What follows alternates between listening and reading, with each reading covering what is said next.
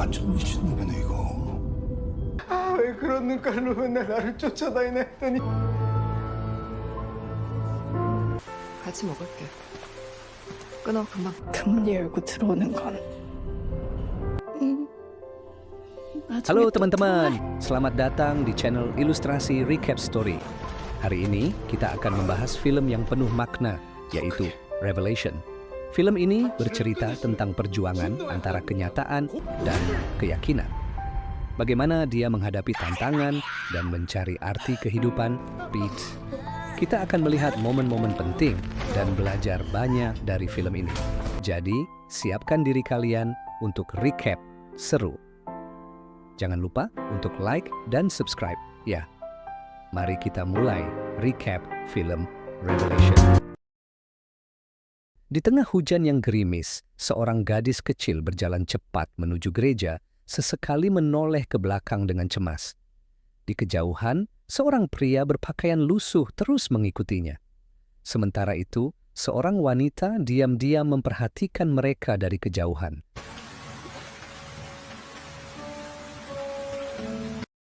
Pria misterius itu tak berhenti mengejar, bahkan sampai masuk ke dalam gereja. Gadis kecil itu terus memastikan apakah ia masih dibuntuti. Setelah ibadah selesai, ia segera pergi dengan tergesa-gesa, berusaha menghindari pria tersebut. Beruntung, sang pendeta memanggil pria itu dan mengajaknya berbicara tentang alasan kehadirannya di gereja. Dalam kepanikannya, gadis kecil itu tanpa sadar menjatuhkan sesuatu. Sebuah benda milik gadis remaja yang sejak tadi mengawasinya.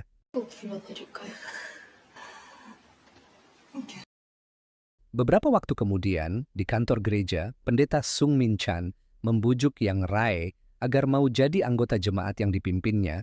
Untuk itu, ia dipersilahkan mengisi data dirinya di formulir. Sementara ia pergi ke atas setelah mendapat panggilan telepon dari seseorang yang ia suruh untuk mengawasi istrinya, di mana ia melaporkan bahwa istrinya berselingkuh.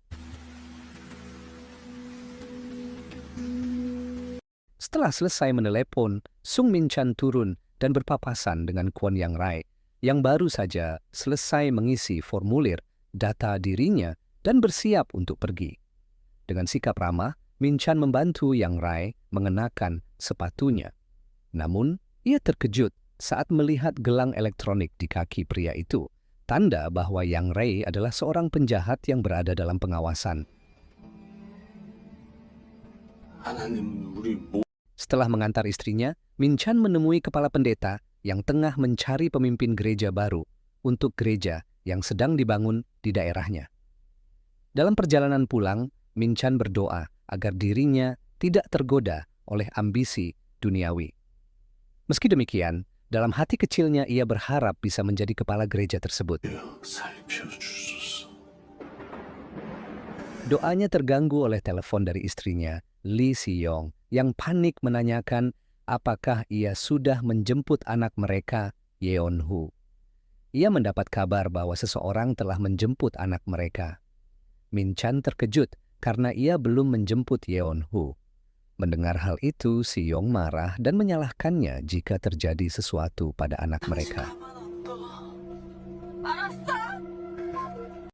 Firasat buruk menyelimuti Min Chan ketika ia melihat foto Yang Rae.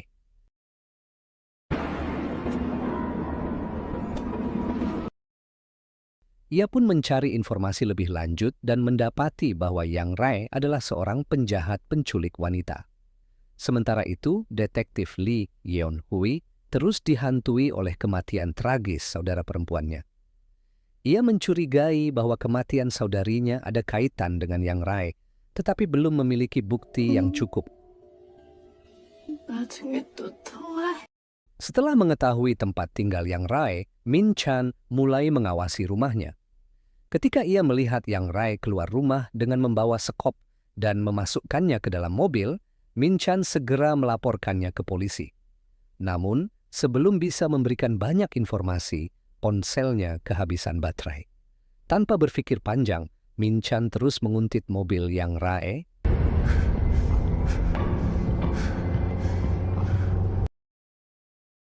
Namun ia kehilangan jejak pria itu. Ketika ia masih kebingungan mencari, tiba-tiba mobil Yang Rai sudah berada di belakangnya.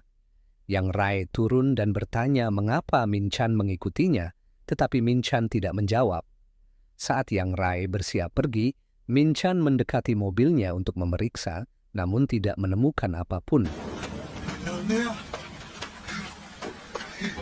Merasa terpojok, Yang Rai marah dan pergulatan pun terjadi di antara mereka.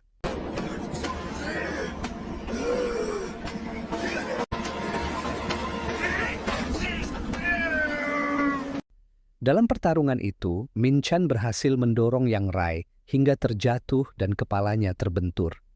Saat Min Chan hendak memeriksa kondisinya, tiba-tiba ponselnya berdering. Itu adalah telepon dari istrinya yang mengabarkan bahwa Yeon Hu baik-baik saja dan kini bersamanya. Min Chan terkejut. Ternyata ia telah salah menuduh Yang Rai. Namun, semuanya sudah terlambat. Di tengah kebimbangannya, ia tiba-tiba mengalami penglihatan aneh yang membisikinya untuk melakukan sesuatu yang keji. Alih-alih menyelamatkan Yang Rai, Min Chan justru mendorong tubuh pria itu ke jurang. Setelah itu, ia pergi meninggalkan tempat kejadian. Di kantor polisi, detektif Lee Yeon Hui menghadiri acara briefing dan diperkenalkan sebagai detektif baru. Saat itu, kepala polisi mengumumkan bahwa pendeta Min Chan telah melaporkan kehilangan anaknya dan mencurigai Yang Rai sebagai pelakunya. Selain itu, mereka juga menerima laporan bahwa seorang gadis bernama Ae-yong telah menghilang yang membuat Lee Yeon Hui semakin sedih dan yakin bahwa semua kejadian ini saling berkaitan. Setelah selesai briefing di kantor polisi, mereka segera menggeledah rumah Yang Rai.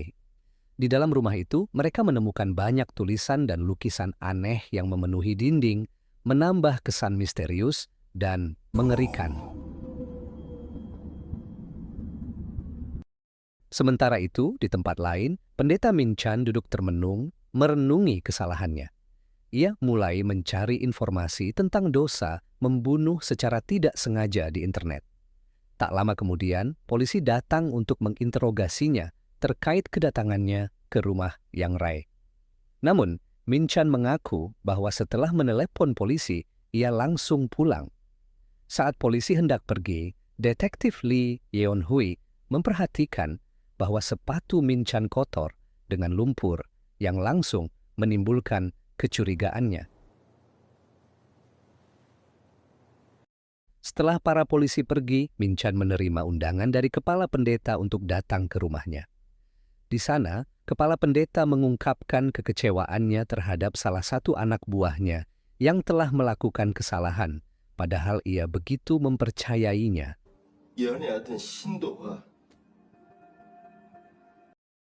Ia juga menyampaikan bahwa ia berniat menjadikan Min Chan sebagai pengurus gereja baru yang sedang dibangun. Namun, Min Chan yang masih tertekan dengan kejadian tadi malam tampak tidak fokus pada pembicaraan tersebut. Sebaliknya, ia mulai melihat dan mendengar hal-hal aneh yang seolah membisikkan bahwa ia telah bertindak benar dengan menghukum Yang Rai dengan caranya sendiri.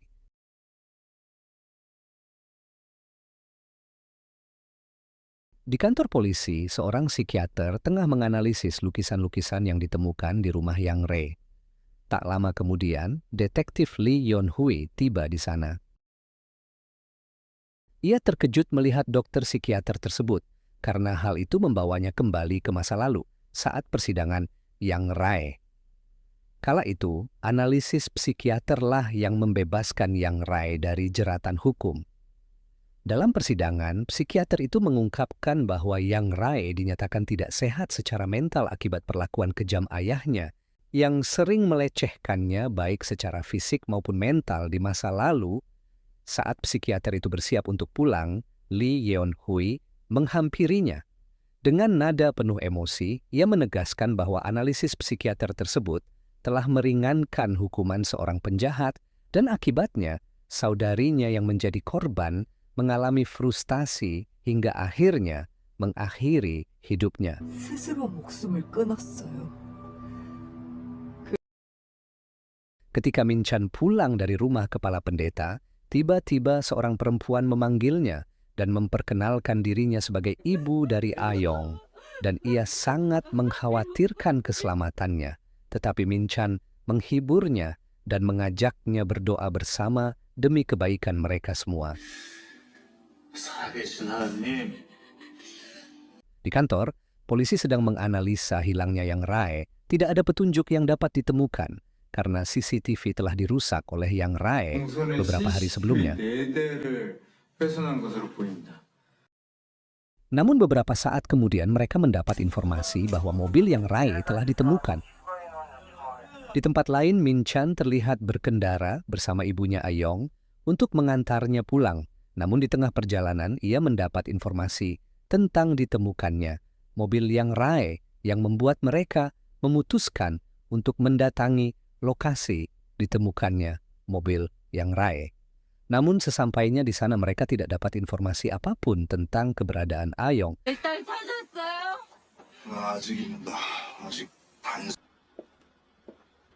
Di dalam mobilnya Min Chan menunggu istrinya sambil merenungi dosa-dosanya. Tidak lama, istrinya masuk ke dalam mobil. Di situ, Min Chan mengungkapkan kepada istrinya bahwa ia telah membuat pengakuan dosa. Dan sekarang ia meminta istrinya untuk melakukan hal yang sama. Awalnya, istrinya pura-pura tidak mengerti maksudnya, hingga Min Chan menyebutkan bahwa salah satu rekan pendetanya telah dipindahkan ke luar negeri karena berselingkuh dengan istri orang lain. Mendengar itu, istrinya tidak bisa mengelak lagi dan akhirnya mengakui perselingkuhannya.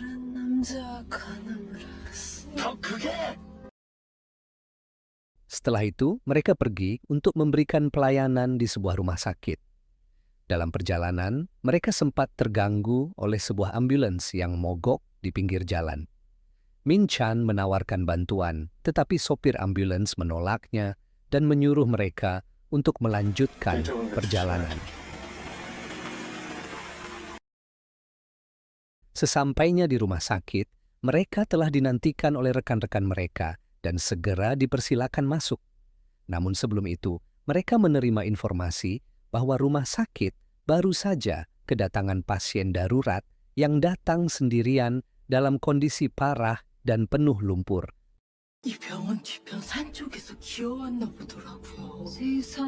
Saat ini mereka sedang menunggu ambulan untuk memindahkan pasien tersebut. Mendengar ciri-ciri tersebut, Min Chan langsung menyadari bahwa pasien itu adalah Yang Rae. Ia teringat bahwa polisi tidak menemukan tubuh Yang Rae di lokasi tempat ia menjatuhkannya. Setelah yang lain masuk ke dalam rumah sakit, Min Chan menyelinap ke koridor dan mencari Yang Rae. Begitu menemukannya, ia segera membawanya keluar menggunakan kursi roda, menutupi wajahnya dan memasukkannya ke dalam mobil. Di saat yang bersamaan, polisi tiba di rumah sakit setelah mendapatkan informasi bahwa Yang Rae berada di sana. Namun, ketika mereka memeriksa ruang pasien, Yang Rae sudah tidak ada. Polisi segera meminta petugas untuk memeriksa rekaman CCTV, tetapi mereka diberitahu bahwa sistem CCTV di rumah sakit sedang tidak berfungsi.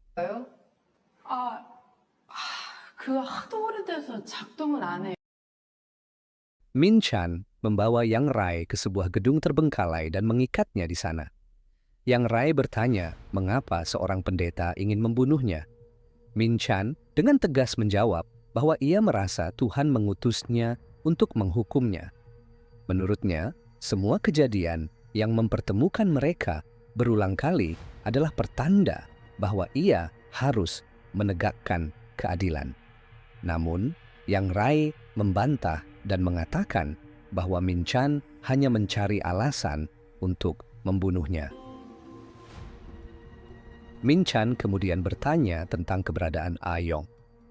Yang Rae menjawab bahwa Ayong masih hidup, tetapi ia hanya akan mengungkapkan lokasinya jika Min Chan memanggil polisi.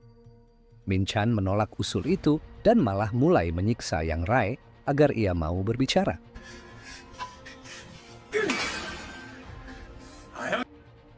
Namun Yang Rai tetap bungkam dan menegaskan bahwa hanya polisi yang bisa mendapatkan informasi darinya.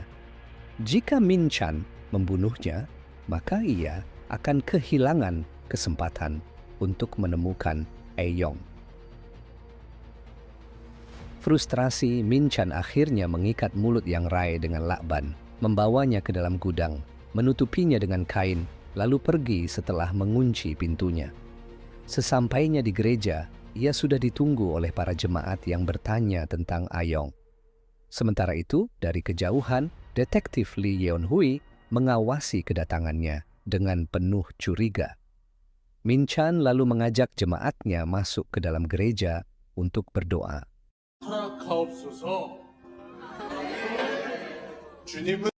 Setelah semua masuk, detektif Lee Yeon diam-diam memeriksa mobil Min Chan. Sementara itu, Min Chan terus memimpin doa dengan penuh keyakinan, mengutip ayat-ayat yang menegaskan bahwa kejahatan harus dimusnahkan bagaimanapun caranya. Di sisi lain, detektif Lee Yeon terus melanjutkan penyelidikannya. Ia menemukan fakta bahwa di ban mobil Min Chan terdapat bekas buah murbei. Setelah mendapat informasi tentang lokasi perkebunan murbei terdekat, ia segera menuju tempat itu. Di sana, ia menemukan jejak roda yang mengarah ke sebuah gudang. Dengan hati-hati, ia membuka pintu gudang tersebut dan menemukan Yang Rai dalam kondisi tertutup kain, dengan mulut yang masih dibungkam oleh lakban. Tanpa membuang waktu, ia segera melepaskan lakban dari mulut Yang Rai dan langsung menginterogasinya.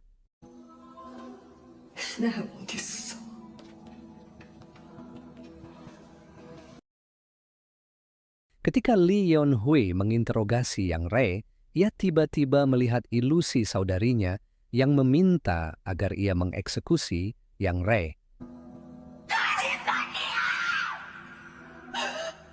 Dalam kebingungan, Lee Yeon berusaha tetap fokus dan bertanya tentang keberadaan Aeyong, tetapi Yang Rai kembali menolak untuk mengungkapkan lokasinya.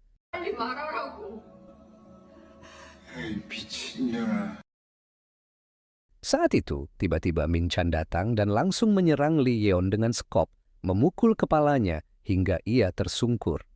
Setelah itu, Min Chan mengikatnya dengan lakban agar tak bisa melawan.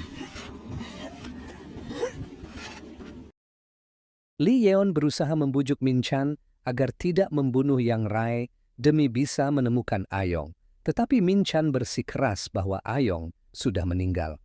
Ia yakin bahwa jika penjahat seperti Yang Rai dibiarkan hidup, akan ada lebih banyak korban yang bernasib sama dengan Aeyong. Merasa frustrasi dengan sikap Lee Yeon, Min Chan mencoba menembaknya. Namun, Lee Yeon berhasil mendorongnya hingga terjatuh. Pertarungan sengit pun terjadi di antara mereka, menyebabkan kekacauan di ruangan tersebut. Dalam pergulatan itu, tali yang mengikat Yang Rai tergeser, membuatnya hampir jatuh dari ketinggian. Lee Yeon dengan sigap menangkap tali itu, berusaha menyelamatkan Yang Rai. Namun, saat Yang Rai mengungkapkan bahwa Aeyong telah dibunuh oleh monster bermata satu, kemarahan Lee Yeon memuncak. Dengan penuh emosi, ia melepaskan pegangan pada tali tersebut, membuat Yang Rai jatuh ke bawah gedung.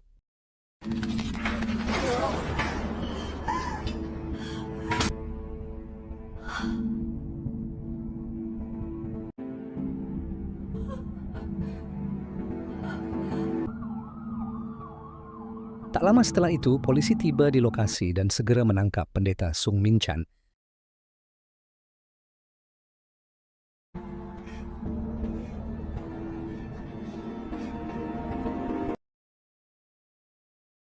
Untuk memahami kondisi mental pendeta Sung Min Chan dan latar belakang Yang Rai, detektif Lee Yeon-hui menemui psikiater Lee. Psikiater Lee menjelaskan bahwa Min Chan percaya berbagai kejadian yang selalu menyeretnya dalam urusan dengan Yang Rai bukanlah kebetulan. Ia merasa itu adalah tanda dari Tuhan, semacam wahyu, bahwa dirinya dipilih untuk menghukum Yang Rai. 깨운 방아쇠가 뭔지 찾아야 해요. 분명 우리가 보고도 Sementara itu, psikiater Lee juga menjelaskan bahwa Yang Rai mengalami gangguan mental akibat trauma masa kecil. Ia sering mendapat pelecehan secara fisik dan mental dari ayahnya sejak kecil, yang membuatnya tumbuh dengan luka batin yang dalam. Saat Lee Yeon-hui sedang memeriksa lukisan-lukisan Yang Rai, ia mendapat telepon dari ayahnya. Sang ayah bercerita tentang sebuah rumah dengan jendela bulat di bawah atap yang memiliki ciri khas arsitektur unik. Ini langsung mengingatkannya pada lukisan Yang Rai berjudul Monster Bermata Satu. Ia pun merasa terinspirasi untuk mencari rumah dengan jendela seperti itu. 하나, 둘, 셋. Setelah berhasil mendapatkan informasi lokasi rumah tersebut, Yeon-hui langsung bergegas ke sana. Setibanya di tempat, ia menerobos masuk, menaiki tangga, dan akhirnya berhasil menemukan Ayong dalam kondisi masih hidup.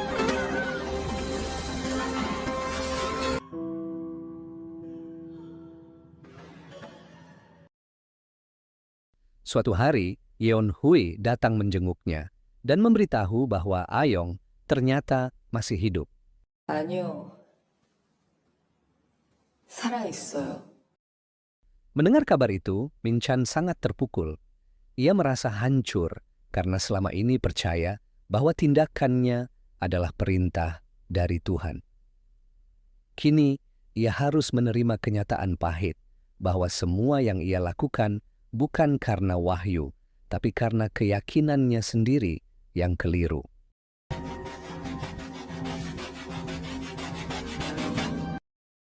Dan disinilah filmnya berakhir. Oke guys, sampai bertemu kembali di rekap film berikutnya. Jangan lupa untuk like, share, and subscribe. Terima kasih.